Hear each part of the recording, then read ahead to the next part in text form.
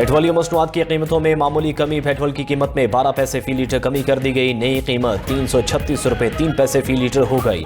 Diesel की कीमत में 66 पैसे फी लीटर कमी। नई कीमत 392 रुपये 38 पैसे फी लीटर मुकर्रर। उधर आगरा ने एलपीजी की कीमत में 13 रुपये फी किलो इजाफा कर दिया। अगस्त के लिए फी किलो एलपीजी की कीमत 254 रुपये मुकर्रर। घरेलू सिलेंडर 152 और कमर्शियल सिलेंडर 585 रुपये महंगा हो गया।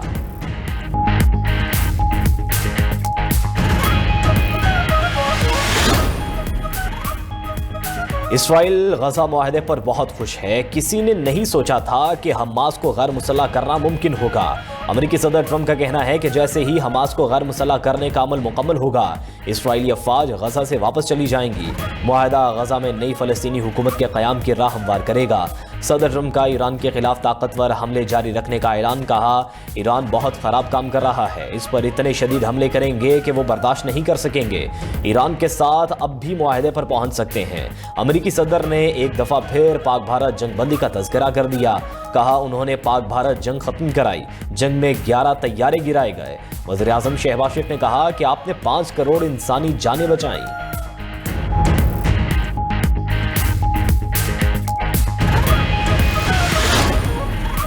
स्पेन में गैर कानूनी तारिकीन वतन की आमद पर यूरोपीय यूनियन में सिफारती बहरान शिद्दत इख्तियार कर गया। यूरोपीय कमीशन ने स्योटा की सूरत हाल नाकाबिल कबूल करार दे दी। फ्रांस का स्पेन के साथ अपनी सरहद पर निगरानी सख्त करने का ऐलान। इटली ने स्पेन के साथ शेंगन मुआहदा मुअत्तल करने की धमकी दे दी। फिनलैंड और डेनमार्क ने भी इटली के मौक़िफ़ की हिमायत कर दी। रिपोर्ट के मुताबिक चंद रोज में मराकश से 60,000 से ज़ायद तारिकीन वतन समंदर अबूर करके स्पेन में दाखिल हो चुके।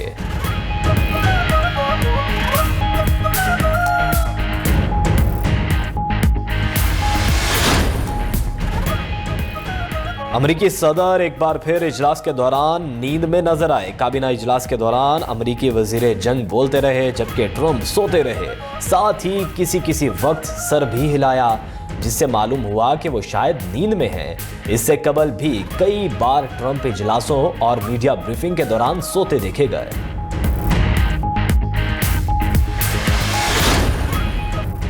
क्वेटा के इलाके सोरेंज में कोयले की कान में धमाका। 34 कारकुन जाम बहक हो गए। 42 मजदूर कान में काम कर रहे थे। 8 लापता कारकुनों की तलाश जारी।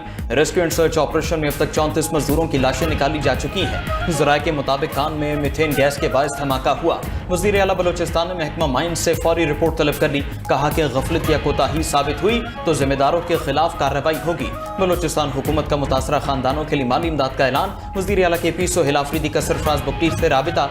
कान हादसे में जानों के ज़िया पर इज़हार अफसोस। जाम बहक अफराद की मैयतें बरवक्त आबाई इलाकों में मुंतकिल करने की दरख्वास्त भी की।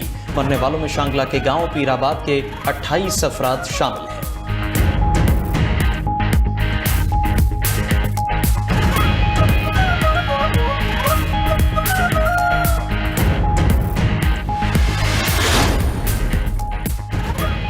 ब्रॉड पीक पर लापता कोपैमाओं की तलाश के लिए सर्च ऑपरेशन जारी। लापता 10 कोपैमाओं में से 2 कोपैमाओं की लाशें स्कर्दू पहुंचा दी गई। लापता कोपैमाओं में अमेरिका, चीन, नेपाल, ओमान के कोपैमाओं के अलावा पाकिस्तानी कोपैमा सुहेल सखी भी शामिल हैं। Ground search and rescue mission की क़यादत पाकिस्तानी कोपैमा सरबाज खान कर रहे हैं।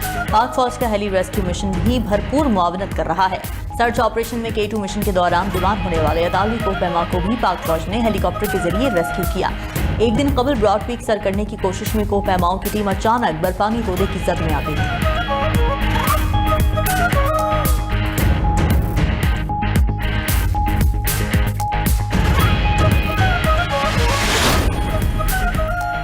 वज़ीर आज़म शहबाज शरीफ की ओगरा की तंजीमें नौ करने और हर मनसब पर माहिरीन की मेरिट पर तैनाती की हिदायत। ओगरा में इस्लाहात और बेहतरी पर जायजा इजलास। शहबाज शरीफ ने ईंधन की आमदरफ्त की कड़ी निगरानी का निज़ाम वज़ा करने का कह दिया। बोले, बंदरगाहों और रिफाइनरी से पेट्रोल पंप्स तक सप्लाई चेन की डिजिटल निगरानी की जाए। इस्लाहाती एजेंडे का तमाम इदारों में यकसा नफाज यकीनी बनाया जाए। वज़ीर आज़म से आज़रबाईजान के सफ़ीर खिज़र फरहादोफ की अलविदाई मुलाकात। शहबाज शरीफ ने आज़री सफ़ीर की 2 तरफ़ा ताल्लुकात के फ़रोग़ के लिए खिदमात को सराहा। कहा, पाकिस्तान आज़रबाईजान के साथ बरादराना ताल्लुकात को मज़ीद मजबूत बनाने के लिए पुरज़्म है।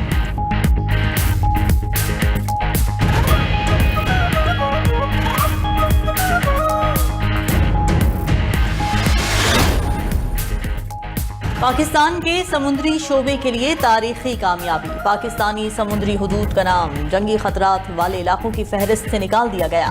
फैसला लंदन में कायम लॉयड्स मार्केट एसोसिएशन की ज्वाइंट वार कमेटी ने किया। पाकिस्तान 25 साल से फहरिस्त में शामिल था। फैसले से मुल्की मईशत और तिजारत पर मुस्बत असरात पड़ेंगे। इंश्योरेंस अखराजात में कमी आएगी, शिपिंग लागत कम होगी। पाकिस्तान आने वाले जहाज़ों को इजाफी वॉर रिस्क इंश्योरेंस प्रीमियम और सरचार्जेस नहीं देना पड़ेंगे।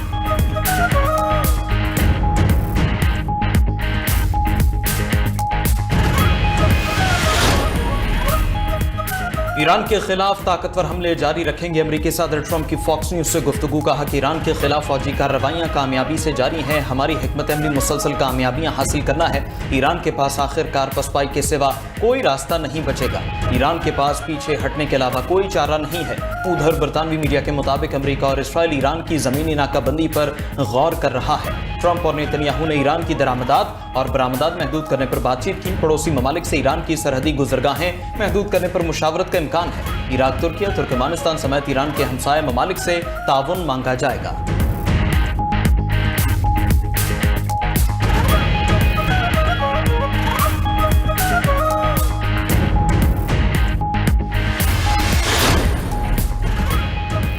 अमरीकी फौज ने उर्दन पर ईरानी हमले में फौजी अमवात या जंगी तैयारों की तबाही की तरदीद कर दी। पासदारान इंक़िलाब ने गुज़िश्ता रोज़ ड्रोन और मिसाइल हमले में 3 अमरीकी F-35 तैयारे तबाह करने का दावा किया था।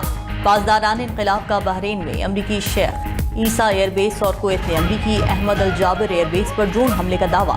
कहा कि हमले में अमरीकी फौजी तनसीबात और अहम अहदाफ को निशाना बनाया गया। उधर स्पीकर ईरानी पार्लियामेंट बाकिर गालिबाफ का कहना है कि कश्म का वाक़या मेनाब और लामर्ट के अलमनाक हमलों का तसलसल है। अमरीका को बेगुनाहों के खून की कीमत चुकाना पड़ेगी। कश्म में अमरीकी हमले से एक ही खानदान के 3 अफराद शहीद हुए।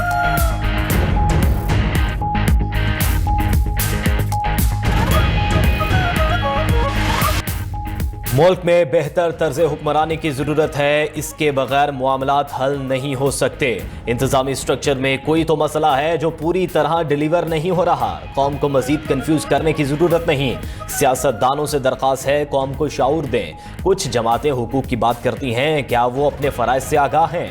तर्जुमान पाक फौज लेफ्टिनेंट जनरल अहमद शरीफ चौधरी की प्रेस कॉन्फ्रेंस। मजीद बोले, नए सूबों या इंतजामी यूनिट्स का फैसला हमने नहीं, अवाम और सियासी क़यादत ने करना है।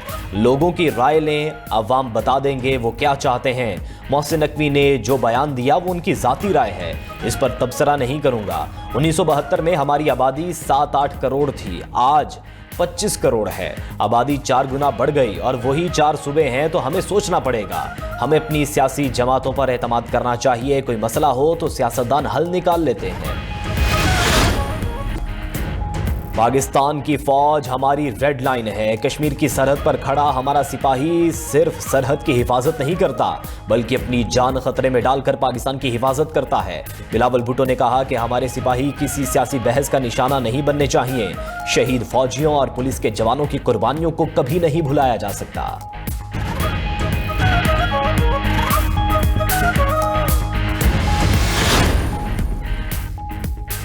DGISPR ने जो कहा उसकी मुकम्मल तौसीक करता हूं, मगर वज़ीर दाखिला के बयान का एक सियासी पहलू है। सियासी जमातें इस तरह काम नहीं कर पाई जिस तरह करना चाहिए था। वज़ीर दिफा ख्वाजा आसिफ का रद्द-ए-अमल बोले, इस वक्त हाइब्रिड निज़ाम चल रहा है, इस निज़ाम की कामयाबी में ही हमारी निजात है। मौजूदा सेटअप के जाने की कोई निशानियां नहीं। सियासी क़यादत को एक साथ बैठने और एक दूसरे को इल्ज़ाम देने की बजाय जिम्मेदारी कबूल करने की ज़रूरत है। मोहसिन नकवी का बयान सुना है, मालूम नहीं इनका इशारा किस तरफ है। जो तजवीज़ उन्होंने दी है ये घिसी पीटी तजवीज़ है। सिंध के लोग इसे कबूल नहीं करेंगे। वज़ीर आला सिंध मुराद अली शाह का रद्द-ए-अमल बोले कि पाकिस्तान के सबसे बड़े सूबे की हुकूमत नून लीग के पास है। सिंध में पीपल्स पार्टी और KP में PTI की हुकूमत है। बलूचिस्तान में कोलेशन हुकूमत है।